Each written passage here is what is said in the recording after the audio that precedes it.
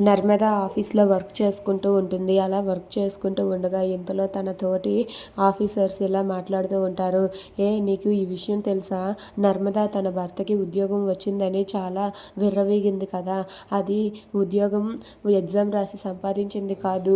అతను లంచం కట్టి ఆ ఉద్యోగం సంపాదించాడంట. తెగ విర్రవీగింది కదా! నేను నా భర్త ఇద్దరం కూడా జాబ్ హోల్డర్స్ అని తను బాగా గెంతులు వేసింది కదా! ఇప్పుడు చూడు, ఉద్యోగం లంచం ఇచ్చి మరీ కొన్నారు.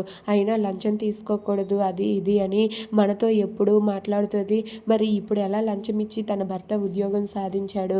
అయినా ముందు నీతులు చెప్పడం కాదు, నీతులు ముందు మనం నేర్చుకుంటే తర్వాత ఎదుటి వాళ్ళకి చెప్పగలమని చెప్పి అక్కడ ఉన్న వాళ్ళిద్దరూ కూడా నర్మదాని బాధ బాధ పెడుతూ మాట్లాడుతూ ఉంటారు. దాంతో నర్మద అయితే వాళ్ళని ఏమీ అనలేక మౌనంగా ఉండిపోతుంది.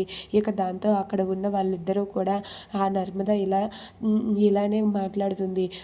మనకి నీతుల గురించి చెప్పి వాళ్ళు నీతులు ఫాలో అవ్వకుండా ఇలా లంచం ఇచ్చి మరీ ఉద్యోగం కొన్నారు అని చెప్పి అలా వాళ్ళిద్దరూ కూడా నర్మదా గురించి తప్పుగా మాట్లాడుతూ ఉంటారు. ఇక వాళ్ళ ఆయనకు జరిగిన అవమానం గురించి అందరి ముందు వాళ్ళ నాన్న సాగర్ చంప పగలగొట్టాడన్న విషయం ఇవన్నీ కూడా మాట్లాడుతూ ఉంటే నర్మదా అయితే చాలా బాధపడుతూ ఉంటుంది. ఇంతలో నర్మద వాళ్ళ ఫ్రెండ్ వాళ్ళిద్దరి దగ్గరకు వచ్చి, అసలు మీకు బుద్ధుందా? ఏం మాట్లాడుతున్నారు మీరు? నర్మద ఏంటో మనకు తెలియదా? నర్మద నిజాయితీ ఏంటో తెలియదా మీకు? చెప్పండి. మనం ఇన్నేళ్లుగా కలిసి పనిచేస్తున్నాము. అయినా సరే నర్మద గురించి మీరు అర్థం చేసుకున్నది ఇదేనా?